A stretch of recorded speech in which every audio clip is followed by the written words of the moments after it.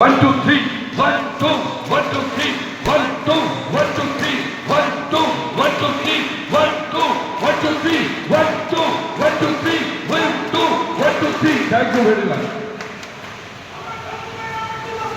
जिंदाबाद जिंदाबाद जिंदाबाद जिंदाबाद।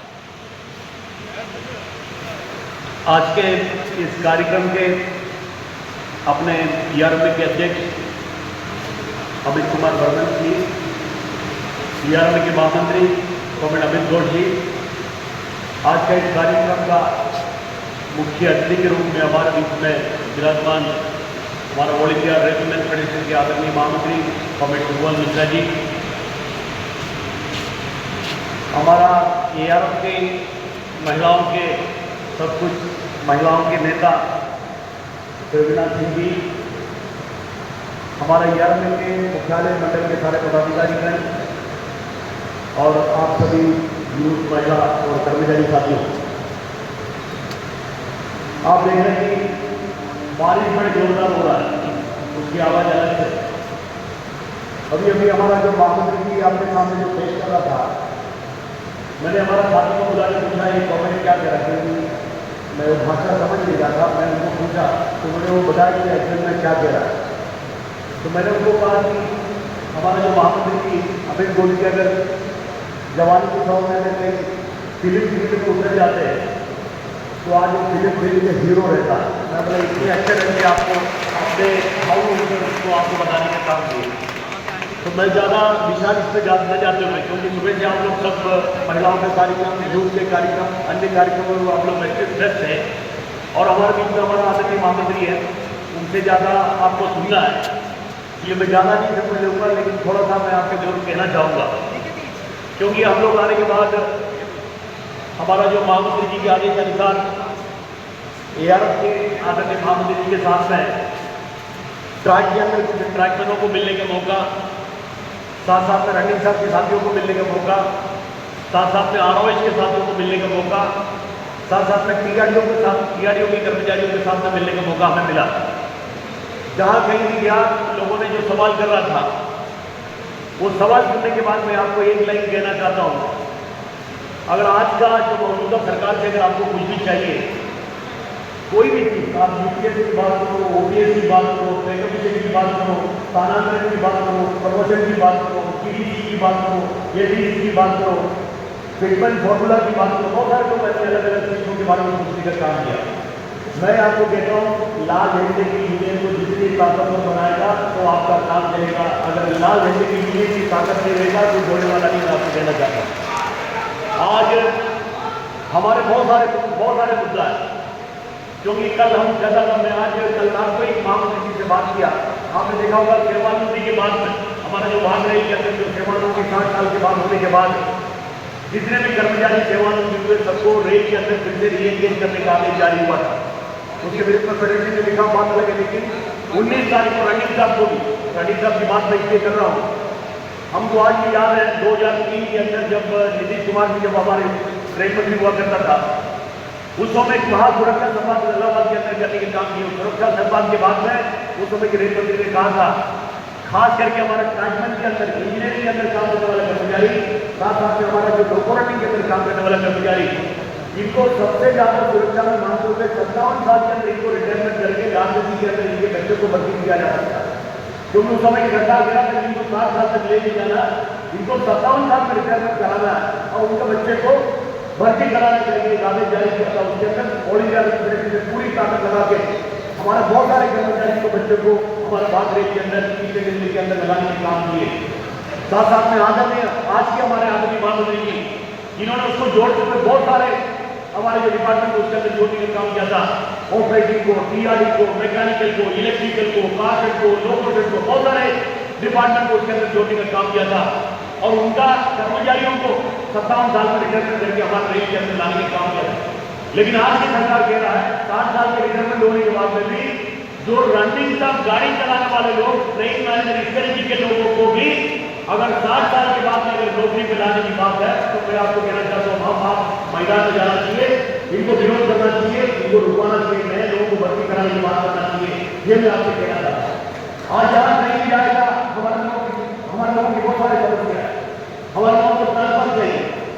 जैसे कि थोड़ी देर पहले मैंने कहा कि GDC है ना, उनको LDC की उनका साउथ ब्लॉक में ट्रांसफर, इंटर रेंज में ट्रांसफर, इंटर डिवीजन ट्रांसफर, कोई भी कुछ नहीं रहा, क्योंकि हमारा हर बात के अंदर वैकेंसी है, वैकेंसी भरने की बात करना चाहिए। बहुत सारे लोगों ने कहा कि वैकेंसी में क्या मिलने वाला है, हमारा मानव जी ने कहा बोली के काम के वैकेंसी में क्या मिलेगा ये हमें पता नहीं, लेकिन क्या मांगेगा हमारे ऊपर है। और दिलाने के काम हमारे जो पूरी कर्मचारी जिस तरीके से ताकत देगा, जिस तरीके से ऑल इंडिया रेलवे के पीछे खड़ा रहेगा लाल झंडा लेके, तो जितना आप मांगेगा उतनी दिलाने की कैपेसिटी और ताकत रखने वाला federation all India railway federation में आपको देना चाहता हूँ। जी हम आपके ऊपर डिपेंड करके आपको देना चाहता हूँ।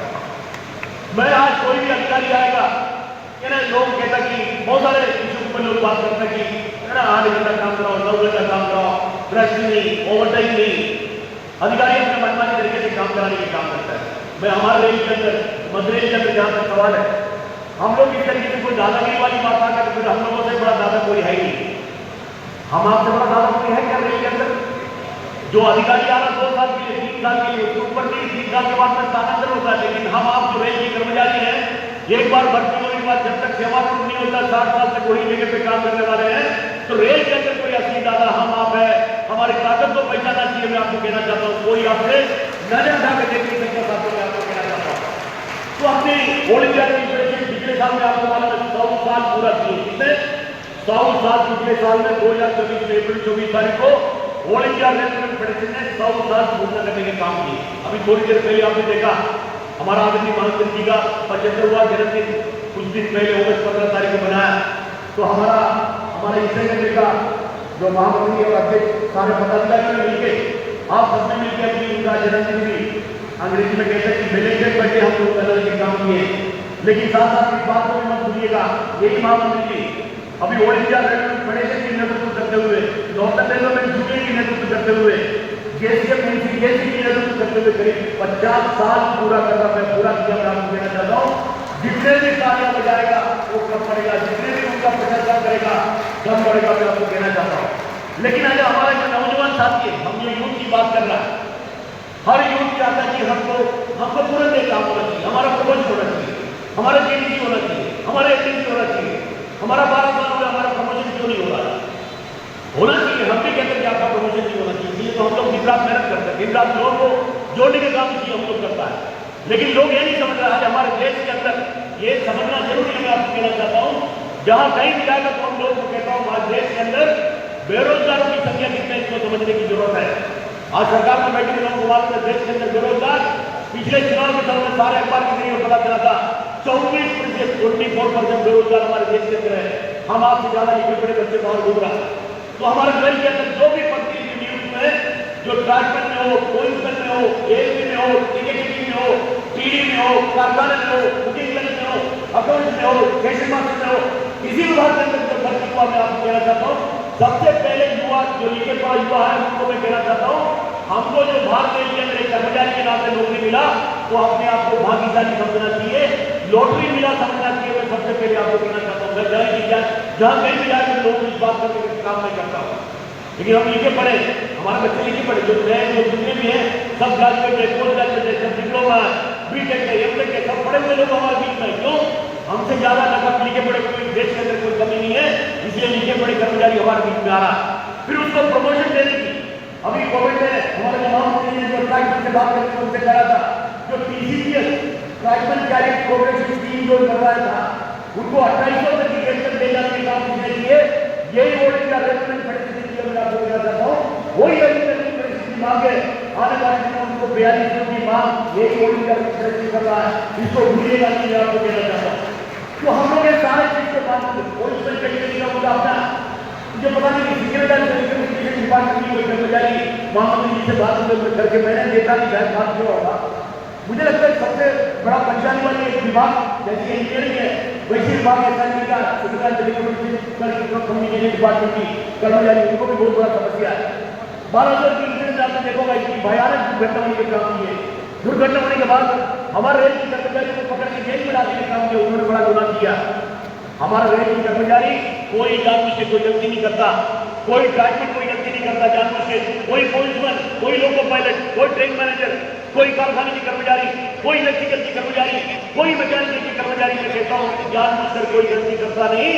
अगर गलती होता है मजबूरी इसलिए 8 घंटे की ड्यूटी के बदले अगर आप 16 घंटे ड्यूटी कराएगा, 24 घंटे ड्यूटी कराएगा, हफ्ते में रेस्ट मिलना चाहिए, रेस्ट में देते हुए अगर 2 हफ्ते ड्यूटी करवाएगा, वो इंसान है आखिर में, उनको नींद आएगा, आग बंद होगा। मैं आपको कहना चाहता हूँ उसमें उनको गुना देके फायदा नहीं, जो ऊपर बैठे हुए लोग हैं, इस तरीके से काम कराने वाले लोग हैं, उनको गुनहगार समझना चाहिए। मैं आपको कहना चाहता हूँ रेल कर्मचारी कभी गलती नहीं कर सकता। मैं आपको कह सकता हूँ रेल कर्मचारी इसलिए गलती नहीं कर सकता।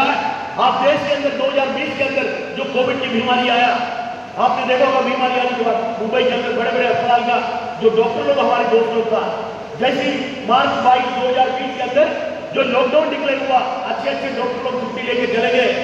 केईएम के एक बहुत बड़ा डॉक्टर को मैंने फोन किया, मेरा दोस्त था, मैं बोला दोस्त आप कहाँ चले गए? उन्होंने कहा कि यार मेरा 2 बच्चा है, अभी सरकार ने आदेश दिया कि कोविड में अगर कोई डॉक्टर को कुछ हो जाएगा 50 लाख रुपये देगा, तो मेरा 2 बच्चे को परवरिश करने के लिए 50 लाख नहीं, इसलिए मैं छुट्टी में कहीं बाहर हूँ, मैं अस्पताल में नहीं है, ये बोलने का काम किए।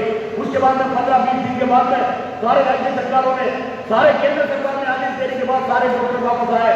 लेकिन हम रेल की कर्मचारी को समझ में आना चाहिए, जो 2020 के अंदर जो लॉकडाउन होने के बाद उसी दिन से एक दिन भी हमारा रेल की कर्मचारी खाली बैठा नहीं। हमारा कहीं एमपी रेल के यहाँ कहीं केंद्र के अंदर था, इसको वापस लाने के लिए हमारा जो कर्मचारी, हमारे गाड़ी चलाने वाले लोग, हमारे इंजीनियरिंग के अंदर काम करने वाले लोग, हमारे ऑपरेटिंग के अंदर काम करने वाले लोग, हमारे सिग्नल के अंदर काम करने वाले लोग, हमारा अलग अलग बात के अंदर काम करने वाले लोग डे 1 से काम कर रहा था। अगर हिंदुस्तान के अंदर ये भारत रेल अगर भारत सरकार की नहीं होता, तो मैं आपको कहता हूँ वो वाला काम नहीं होते। हमारा जो कोविड की बीमारी होने के बाद आज और हम जिस तरीके से एक सामने बैठ के हम लोग जो मीटिंग करने का मौका हमें मिल रहा है, बिल्कुल नहीं मिलता। अगर ये कोई संभव हुआ, भारत रेल की कर्मचारी, हम आपकी ईमानदारी, कोविड के सामने भी घर में न बैठ के पूरी दुनिया घर में बैठा था, लेकिन भारत रेल की कर्मचारी काम किए। इसलिए हमारे हिंदुस्तान के अंदर दवा से लेके अनाज से लेके ऑक्सीजन तक एक कोने से दूसरे कोने तक पहुंचाने के काम किसी ने किए, भारत रेल की कर्मचारी ने किए। मैं गर्व के साथ में कह सकता हूँ, मैं आपको कहना चाहता हूँ। लेकिन सरकार इस बात को भूल रहा है। आज वंदे भारत कितने नए नाम की गाड़ी ले आए, पता नहीं। आज हमारा एक साथी कह रहा था, इतनी गाड़ियां बढ़ गया, इतनी पटरियां बढ़ गया। पहले एक पटरी हुआ करता था, फिर डबल लाइन हो गया, फिर ट्रिपल लाइन हो गया, अभी 14 लाइन की बात कर रहा है। गाड़ियां इतना बढ़ गया, स्टेशन इतना बढ़ गया, बुकिंग काउंटर इतना बढ़ गया, लेकिन एक भी कर्मचारी की संख्या बढ़ नहीं रहा। साथ में आपको यह भी समझने की जरूरत है, हर महीने में सियालदा डिवीजन हो, आपका कलकत्ता का जो जोनल रेलवे हो, या हमारा सारे के सारे 17 जोनल रेलवे के अंदर, सारे डिवीजनों के अंदर हर महीने के अंदर सुपरवाइजन में जो सेवानिवृत्ति होने वाले की संख्या कम से कम 100 है। कम से कम एक मंडल के अंदर, एक कारखाने के अंदर कम से कम 100 लोग सेवानिवृत्त होगा। लेकिन भर्ती की बात करेगा रेल मंत्री जी, 5 साल में एक बार, 2 साल में एक बार, है ना, 50,000 की, 80,000 की भर्ती करने की बात करेगा। लेकिन पार्लियामेंट के अंदर जो बात होता है, पार्लियामेंट के अंदर वो कहते हैं कि 2.5 लाख वैकेंसी है, वो वैकेंसी वैसे की वैसे ही, लेकिन हमारा जो लोग सेवानिवृत्त हो रहा है उसकी संख्या अलग और भर्ती करने की संख्या बिल्कुल कम है। मैं आपको कहना चाहता हूँ, हर जगह में कम कर्मचारियों से काम कराना दिखता है, हर जगह में ठेकेदारी पर लाने की कोशिश करता है। हमारा जो लाइन के अंदर जाने वाला सब ठेकेदार लोग आ गया, ठेकेदारी कर्मचारी आ गया। इंजीनियरिंग के अंदर आपने देखा होगा बहुत सारे काम करने के लिए ठेकेदारी कर्मचारी आ गया। अभी आपका स्टेशन, आपके यही स्टेशन के अंदर ले जाएंगे। एक जमाने में स्टेशन के अंदर काम करने वाला कर्मचारी, जो सफाई वाला कर्मचारी रेल का हुआ करता था, लेकिन आज सफाई करने वाला कर्मचारी ठेकेदारी की कर्मचारी काम कर रहा है। ठेकेदारी की कर्मचारियों को रखने में भारत सरकार की फायदा, रेल की फायदा देखेगा, लेकिन वो जो ठेके में काम करने वाला कर्मचारी, उसको न्यूनतम वेतन, हमारा जो राज्य सरकार, हमारा जो केंद्र सरकार कह रहा है कि न्यूनतम वेतन मिलना चाहिए, जो सरकार ने कहा न्यूनतम वेतन भी उन कर्मचारियों को नहीं मिल रहा। मैं आपको कहना चाहता हूँ, इसलिए गर्व से हम कह सकता है, आज जितने भी अधिकार पाते हुए, इतनी तनख्वाह पाते हुए, भारत रेल के अंदर सर ऊंचा करके आजादी के साथ अगर हम आप काम करने के जो मौका मिल रहा है, ये लाल झंडे की देन है, ये ERM की देन है, ये ARF की देन है, इस लाल झंडे की यूनियन की देन है। इसको मत भूलिएगा। मैं आपको कहना चाहता हूँ, यूनियन को ताकतवर बनाइए, आपको गुलामगिरी की सामना करना नहीं पड़ेगा। एक जमाना UPS NPS की बात है, NPS UPS की बात, OPS की बात हमारा माननीय जी करेंगे, लेकिन नए नौजवान साथियों को मैं कहना चाहता हूँ, 1998 के अंदर उस समय की सरकार ने राकेश मोहन करके कमेटी का गठन किया था। उस राकेश मोहन साहब ने उस समय कहा था, राकेश मोहन साहब ने 1998 के अंदर कहा था, रेल को चलाने के लिए केवल 4 एक्टिविटीज की जरूरत है, नॉन 4 एक्टिविटीज की जरूरत नहीं। क्या है कोर एक्टिविटी, हमें भी नहीं पता था उस समय में कोर एक्टिविटी क्या है। हम लोगों ने लोग बुलाया, फिर स्पेशलाइज लोगों को लेकर आया, मीटिंग किया हमारे उस समय की महामंत्री ने, हमको पता चला कि कोर एक्टिविटीज का मतलब loco pilot, train manager, operative, यानी कि station manager, train manager, loco pilot, ये 3 विभाग, ट्रैफिक रनिंग, ऑपरेटिव रनिंग, लोको रनिंग, इसके अलावा किसी विभाग की जरूरत नहीं। बाकी सबको उसी समय में खत्म करने की बात राकेश मोहन साहब ने किया था, लेकिन उस रिपोर्ट को किसी ने कचरे के डब्बे में डलवाया होगा। यही ऑल इंडिया रेलवे फेडरेशन, यही के लोगों ने आंदोलन करते हुए उस राकेश मोहन कमेटी की रिपोर्ट को कचरे के डिब्बे में डलवाया। मैं कहता हूँ अगर नहीं डलवाया होता, आज हमारे कर्मचारी को दिखते थे क्या? नहीं दिखते थे। आज हमारे नए कर्मचारी अगर भर्ती हो रहा है, यही यूनियन की देन है, यही ईआरएफ की देन है, यही एआरएफ की देन है, यही ऑल इंडिया रेलवे फेडरेशन की देन है। मैं आपको साथ में कहना चाहता हूँ। उसके बाद में मौजूदा सरकार ये आने के बाद में भी 2015 के अंदर विवेक देबरॉय साहब करके एक कमेटी का गठन किया था। वही विवेक देबरॉय साहब ने भी वही कहा था, विवेक देबरॉय साहब ने वही कहा था केवल कोर एक्टिविटीज की जरूरत है। साथ साथ में उन्होंने कहा था जो गाड़ी चलता है इसको भी कम से कम 50%, इनको भी ठेके में कम से कम किसी प्राइवेट कंपनी के साथ में करना चाहिए, तब कॉम्पिटिशन होगा बोलने का काम किया। उसके बाद में पहला तेजस गाड़ी आने का काम किया। आप चीज को समझो, इसलिए हमारे यूनियन को ताकतवर बनाने की जरूरत है, इसलिए ईआरएफ के साथ देने की जरूरत है, इसलिए ऑल इंडिया रेलवे फेडरेशन के साथ में देने की जरूरत है। अगर आप ताकत नहीं बनाओगे, अगर हम लोग कार्यक्रम नहीं करोगे, तो आने वाली जो ऑटो वेदना की उम्मीद करके बैठे हुए हैं, तो कितना मिलेगा ऊपर वाले जाने में आपको कहना चाहता हूँ। और हमारे यूनियन की जिस तरीके हमारा महामंत्री अमित गोयल जी कहा था, हमारा यूनियन की नारा सर्वधर्म स्वभाव है। हम एक दूसरे को रेल की कर्मचारी करके जानते हैं, एक दूसरे को इंसान करके जानते हैं, उसके अलावा हमारी कोई पहचान नहीं। रेल की कर्मचारी इंसान, इसके अलावा कोई पहचान नहीं है। आपको देना चाहता हूँ सर्वधर्म स्वभाव। हम लोग राजनीतिक लोग नहीं है, लाल झंडा जो फैलता है, हम लोग कोई राजनीतिक लोग नहीं है। हमारा जो कर्मचारी के हित में जो काम करेगा, गरीब के हित में जो काम करेगा, उसके साथ में लाल झंडे के लोग रहेगा। ये बिल्कुल मैं आपको कहना चाहता हूँ। लेकिन हमारा कर्मचारी के विरुद्ध अगर कोई काम करेगा, हमारे गरीब के विरुद्ध में कोई काम करेगा, कितने भी सरकार बड़े हो, उसके विरुद्ध में लड़ने का ताकत हम लोगों ने रखा है। पहले भी लड़ा, आज भी लड़ा, तो आगे भी लड़ता रहेगा। मैं आपको कहना चाहता हूँ। मैं ज्यादा समय लेना ठीक नहीं है, क्योंकि हमारे बीच में महामंत्री जी है। जब महामंत्री जी रहेगा तो ज्यादा बोलना मैं ठीक नहीं समझता हूँ। और दूसरा एक चीज मैं आपको कहता हूँ, जब कभी भी हम लोग आंदोलन करता है, तो आंदोलन के बारे में लोग चर्चाएं करते हैं। आजकल व्हाट्सएप की दुनिया है, मुझे लगता है कि हम लोग एक साथ में चलेगा कि कोई ट्रेन में जाएगा, कोई बस में जाएगा, एक दूसरे का चेहरा भी नहीं दिखता। अगर बगल में बाप भी बैठा होगा तो वो भी नहीं देखता, बाप को भी नहीं देखता, बाप बेटे को भी नहीं देखता, पति पत्नी भी रहेगा तो एक दूसरे को भी देखता। कहीं वो व्हाट्सएप के अंदर है, क्या भेजता क्या लेता पता नहीं, वो भेजने वाले को मालूम है क्या भेजेगा, लेने वाले को मालूम है क्या लेगा। वो जमाना खत्म हो गया। मैं आपको कहना चाहता हूँ, कभी कभी मैं सोचता हूँ यार एक दूसरे को देखो तो सही, नजर वगैरह नहीं है कि ना, तो आप कम से कम ये इसमें ही सारे चीज नहीं हो सकता, तो आंदोलन भी उसी से करता है ना। ओपीएस सारी एक बार नहीं अनेक बार पार्लियामेंट के सामने मोर्चा करने के काम किए हम के आदरणीय महामंत्री जी के आदेश पर। एक बार नहीं अनेक बार हम लोगों ने किए।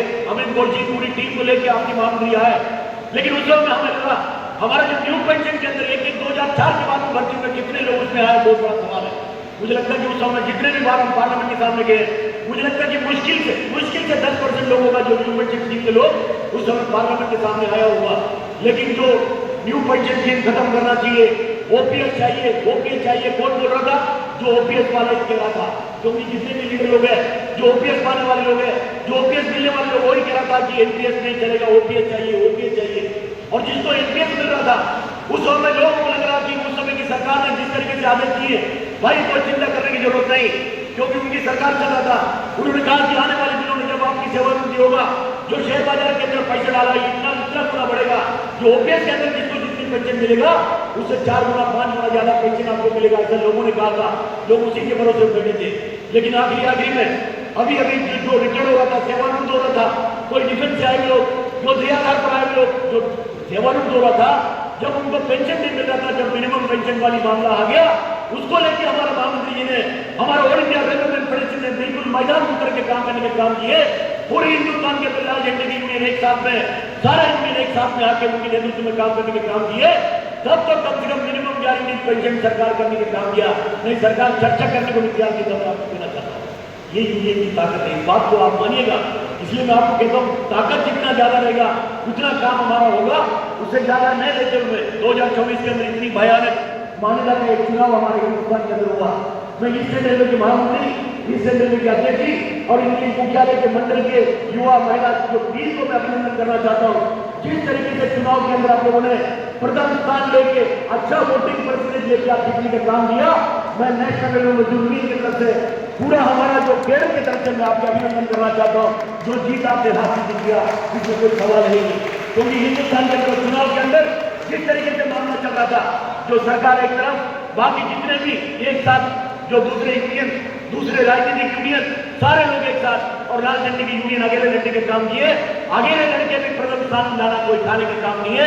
इसलिए आपकी पूरी टीम को मैं धन्यवाद देना चाहता हूँ, आपके अभिनंदन करना चाहता हूँ।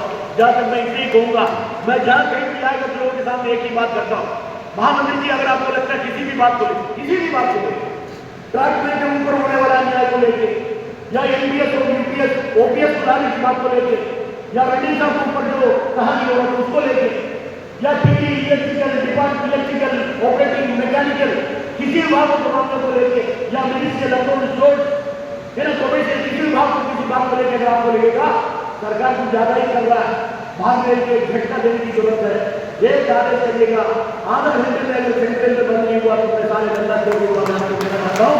मैं जहाँ कहीं भी जाए तो इस बात को मैं करवाता हूँ, क्योंकि हम बातों से लगता है दिन रात मेहनत करने के काम करता है, पूरी लोगों के बीच में रहने के काम करता है, कर्मचारी के बीच में रहने के काम करता है। हमारे साथ कर्मचारी है, हमारे साथ और कोई नहीं है, और ये हमारा डीआर भी जानता है, हमारा जीएम भी जानता है। इनसे अगर उनका बात करेगा तो रेल चलाना मुश्किल हो जाएगा। और मैं कभी महावर्त में किसी से बोलता हूँ, कभी मंडल रेल में किसी से बोलता हूँ, ये आपने कभी बोल के देख सकता है। भारत रेल कोई डीआरएम कोई जीएम कोई जीआरपी कोई एमआर नियम से नहीं चला सकता क्या? नियम से भारत रेल चल सकता क्या? अरे चल सकता क्या? तो नहीं तो बोलो मुझे, जब चल नहीं सकता तो दादागिरी हमारे ऊपर कैसा करेगा? जब हम लोग जो नियम से गाड़ी नहीं चला सकता तो थोड़ा सा झुक के हमारे तरफ भी रहना पड़ेगा, तब गाड़ी चल सकता। पक्का मैं आप कह सकता हूँ, अगर नियम से आप चला नहीं सकता फिर हमारे ऊपर थोपने को कोशिश करेगा, हम ताकतवर लोग हैं, लाल झंडे के लोग हैं, तो खड़ा करने को भी देर नहीं होगा। मैं कहता हूँ यही लाइन में चलिएगा, कोई चिंता करने की जरूरत नहीं। हमारे महामंत्री जी हमारे बीच में है, पूरी समय उनको देने की जरूरत है, इसलिए मैं ज्यादा न समय लेते हुए हमारा अमित मोदी जी मेरा तरफ गुस्से में देख रहा है। अभी गुस्से में क्यों देख रहा मुझे पता नहीं, जल्दी खत्म कर रहा है इसलिए देख रहा, नहीं प्यार से चलाना चाहिए इसलिए देख रहा पता नहीं, लेकिन वो कितने में गुस्सा करेगा तो प्यार वाला गुस्सा है ये भी मुझे पता है। लेकिन हमको तो गुस्सा हमारे जो महामंत्री जी है उनके तरफ देखने की जरूरत है, पूरी समय उनको दीजिएगा। मैं कहता हूँ जो पीछे साइड में जितने भी लोग खड़े हैं, अगर महामंत्री जी के भाषण के समय अगर आगे बैठ जाएगा तो सुनने में मजा आएगा। अगर आप लोग बैठने को तैयार है, मैं भी आपके साथ में वहां बैठने को तैयार हूँ, तो उनको भी भाषण करने को मजा आएगा, आपको सुनने को भी मजा आएगा।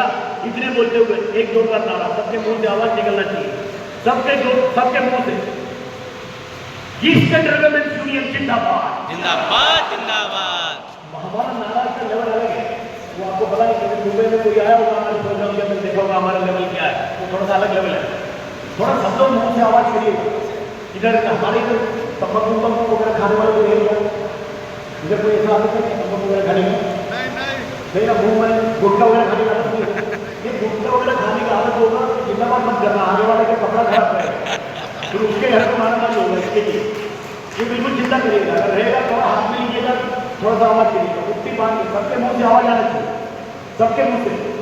ईस्टर्न रेलवे यूनियन जिंदाबाद, ईस्टर्न रेलवे यूनियन जिंदाबाद, जिंदाबाद जिंदाबाद, ऑल इंडिया रेलवे फेडरेशन जिंदाबाद, जिंदाबाद जिंदाबाद, ऑल इंडिया रेलवे फेडरेशन जिंदाबाद, जिंदाबाद जिंदाबाद। दुनिया आपके मजदूर, एक हो, दुनिया आपके मजदूर। एक हो।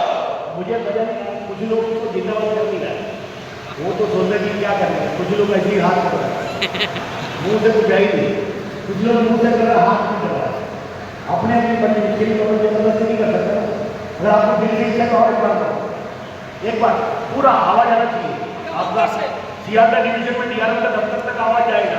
अब बारिश नहीं से आवाज आएगा, हमारे कर्मचारी का आवाज नहीं जाएगा। हम लोग बोलते ना ये नहीं होगा वो नहीं होगा, क्या करेंगे, चक्का जाम करेंगे, चक्का जाम होगा, आवाज ही नहीं निकलता और चक्का जाम होने वाला है। एक बार जोर से आवाज करिएगा, ऑल इंडिया रेलवे फेडरेशन जिंदाबाद, ऑल इंडिया रेलवे फेडरेशन जिंदाबाद।